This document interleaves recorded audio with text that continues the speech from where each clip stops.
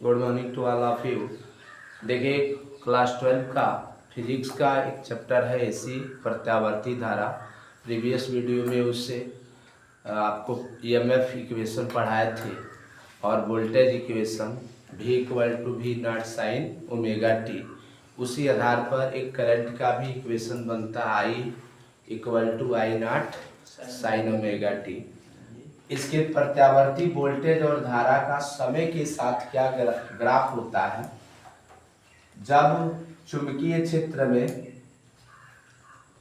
Voltage and अगर current के बीच में जो ग्राफ होता है, अगर टाइम के रिस्पेक्ट में खींचते हैं तो देखिएगा ये शून्य है वैल्यू। शून्य से वोल्टेज का मान एक दिशा में अधिकतम होता है, फिर से अधिकतम से शून्य की ओर आता है, फिर से वह क्या होता है, न्यूनतम होता है, फिर से अधिकतम होगा। मतलब क्या होगा, इसमें आप देखोगे कि वोल्टेज का अधिकतम मान यहाँ तक जो मान देखने को मिलता है वह क्या होता है, वोल्टेज का शिखर मान होता है। इसे V नॉट से रिप्रेजेंट करता है। इसी आधार पर अगर करंट के बीच में भी ग्राफ खींचते हैं, करंट और टाइम के बीच में भी ग्राफ खींचते हैं तो इस तरह के क्या होता है, उसमें ग्राफ फाइंड होता है।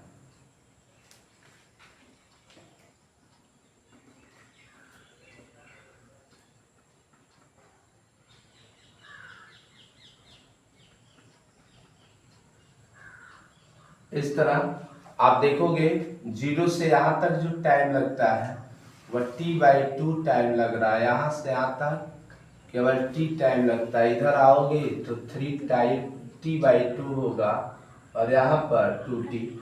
मतलब क्या होता है कि ये जो वैल्यू देख रहे हो V नॉट की वैल्यू है और यहाँ से यहाँ तक जो वैल्यू दिखाई दे रहा है वह I नॉट होता है। यानी वोल्टेज का अधिकतम जब यानी चुंबकीय क्षेत्र में प्रत्यावर्ती वोल्टेज या प्रत्यावर्ती धारा का समय के साथ ग्राफ खींचा जाता है तो देखा जाता है इसमें एसी वोल्टेज जो होता है शून्य से एक दिशा में अधिकतम होते हुए फिर से क्या होता है, यानी शून्य पर आता है, फिर से दूसरी दिशा में अधिकतम स्थापित होता है, फिर से इस तरह पहली दिशा में जाता है। अर्थात इसके बीच में आधे चक्र में धारा प्लस में बहती, आधे चक्र में धारा माइनस। उसी तरह वोल्टेज भी होता है। इसके आधार पर जब ग्राफ खींचा जाता है तो ये एसी वोल्टेज और एसी करंट का ये ग्राफ होता है। और इसके लिए एसी करंट इक्वेशन जो होता है, करंट इक्वेशन प्राप्त होता है I equal to I naught sine omega T. इस आधार पर हम आपको पढ़ाने चल रहे हैं प्रत्यावर्ती वोल्टेज अथवा धारा से संबंधित कुछ परिभाषा, सम डिफिनिशंस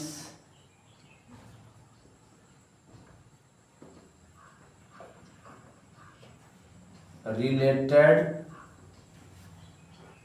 AC voltage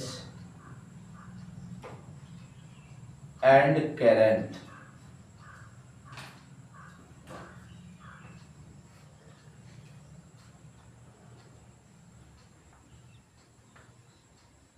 प्रत्यावर्ती धारा एवं प्रत्यावर्ती वोल्टेज एवं धारा से संबंधित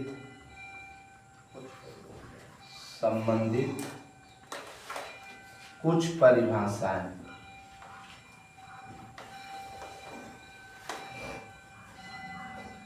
कुछ परिभाषाएं कौन कौन सी होती हैं, इसमें पहला नंबर आपको बताने चल रहे हैं प्रत्यावर्ती वोल्टेज का शिखर। प्रत्यावर्ती वोल्टेज या धारा का शिखर मान।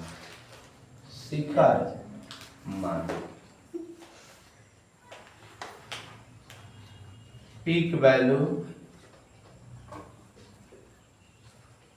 AC voltage and current.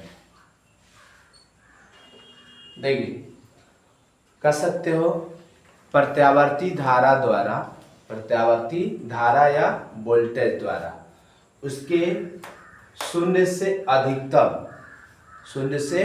अधिकतम एक और जितना भी डिस्प्लेसमेंट होता है, विस्थापन होता है, वही उसकी प्रत्यावर्ती वोल्टेज या धारा का शिखर मान कहलाता है। या साफ शब्दों में कह सकते हैं कि प्रत्यावर्ती वोल्टेज या धारा का अधिकतम मान, maximum value of AC voltage and current is equal to peak value, क्या कहलाता है? Peak value. It is represented by V0 and I0। किससे किससे डिनोट करता है? वोल्टेज के शिखर मान को V0 से और धारा के शिखर मान को I0 से। दूसरा नंबर आपको, इसको हम आयाम भी कहते हैं। क्या कहते हैं? या आयाम भी कहते हैं, याद रखे रहना। एम्पलीट्यूड भी इंग्लिश में कहते हैं इसको। क्या कहेंगे? एम्पलीट्यूड। देख रहा हूं उसके माध्य स्थिति से एक और जितना विस्थापित हो रहा है ना, अधिकतम मान, वही उसकी क्या कहलाती? प्रत्यावर्ती वोल्टेज या धारा का शिखर मान कहलाती है। ठीक है। दूसरा नंबर आपको पढ़ना आवर्त काल, जिसको टाइम पीरियड कहता है। Time period. देखो जब कोई प्रत्यावर्ती धारा या वोल्टेज शून्य से एक ओर अधिकतम विस्थापित, फिर से दूसरी ओर अधिकतम विस्थापित होकर जब एक चक्र पूरा करता है तो उसको यानी एक साइकिल कहते हैं। क्या कहते हैं? एक साइकिल। तो एक साइकिल यानी कह सकते हैं किसी भी प्रत्यावर्ती धारा या वोल्टेज द्वारा, किसी भी प्रत्यावर्ती धारा या वोल्टेज द्वारा एक साइकिल को पूरा करने में, यहाँ से गया और यहाँ तक आ गया, तो एक साइकिल को पूरा करने में जितना समय लेता है उसी को हम क्या कहते हैं? आवर्तकाल कहते हैं। To take a total time to complete one cycle is equal to time period. It is denoted by T equal to, जो फार्मूला होता है 2 pi by omega. 2 pi by क्या होता है? ओमेगा होता है। इसका यूनिट होता है सेकंड। क्या होता है? सेकंड। सेकंड नंबर हो जाएगा आवृत्ति, इसको इंग्लिश में फ्रीक्वेंसी कहते हैं। क्या कहते हैं? जैसे इसका आवृत्ति को सिंपली सोचो, एक स्प्रिंग ले लीजिए और स्प्रिंग को तान कर छोड़िए। देखिए एक सेकंड में जितने वाइब्रेशन को पूरा करता है वह उसकी फ्रीक्वेंसी कहलाती है, आवृत्ति कहलाती है। ध्यान देना इधर। तो कोई भी प्रत्यावर्ती धारा या वोल्टेज द्वारा एक सेकंड में जितना चक्र पूरा कर लेती है, जितना साइकिल कंप्लीट कर लेती है, उसी को क्या कहते हैं? आवृत्ति कहते हैं। तो total complete cycles in per second is equal to frequency, यानी एक सेकंड में प्रत्यावर्ती धारा या वोल्टेज द्वारा पूर्ण की गई चक्रों की संख्या को या साइकिलों की संख्या को हम आवृत्ति कहते हैं। आवृत्ति F का वैल्यू जो होती है 1/T होता है। आवृत्ति इक्वल टू 1/T, ठीक है ना। और इसकी वैल्यू अगर पुट करना चाहोगे तो F इक्वल टू 1/T बराबर 2 पाई बाई ओमेगा होता है। तो एक फार्मूला बन जाएगा omega equal to 2 pi F। Omega equal to क्या आ जाएगा? 2 पाई F होगा। ठीक है, ये ऊपर चला जाएगा यानी ओमेगा अपान 2 पाई होगा। इससे हम इसका मात्रक निकाल सकते हैं और इसका मात्रक हर्ट्ज होता है या पर साइकिल होता है। ठीक है ना, क्या होता है? हर्ट्ज या पर साइकिल होता है। ठीक है ना। अब आइए एक सूत्र का डेरिवेशन करते हैं। प्रत्यावर्ती धारा का माध्यमान निकालना हो। प्रत्यावर्ती धारा का माध्यमान मीन वैल्यू ऑफ एसी। सुन लीजिए, प्रत्यावर्ती धारा का माध्यमान। ये बताइए, यहाँ पर एक दिशा में शून्य से धारा अधिकतम होते हुए पुनः क्या होता है, माध्य स्थिति में आ रहा है। इधर देखना जी, तो अधिकतम जब जाएगा तो ये प्लस में होगा, प्लस में धारा, और नीचे जाएगा तो क्या होगा, तो जितना प्लस में वैल्यू है उतना ही माइनस। तो एक पूर्ण साइकिल यहाँ तक हुआ ना, एक पूर्ण यहाँ से यहाँ तक को आधी चक्र कहेंगे, हाफ साइकिल कहेंगे। फिर से नीचे जाएगा तो हाफ। तो एक कंप्लीट साइकिल के लिए माध्य जो मान होगा, धारा का माध्य मान कैसा होगा, शून्य होगा। ठीक है ना, कैसा होगा, शून्य होगा। किंतु इसके प्रत्यावर्ती धारा का माध्य मान को डिफिनीशन केवल हाफ साइकिल के लिए दिया जाता है। कितने के लिए, हाफ साइकिल। अर्ध चक्र, अर्ध चक्र में प्रत्यावर्ती धारा का माध्य मान IM, इसको इंग्लिश में भी लिख देते हैं mean value, mean value of AC in half cycle, half cycle की जो डेफिनेशन दी जाती है इसे IM से डिनोट करते हैं। किससे, IM। IM इक्वल टू हो जाएगा 1/T हाफ। कितना, आधे चक्र के लिए जो टाइम ले रहा है कितना, 0 से लेकर T हाफ, T हाफ तक टाइम ले रहा है ना।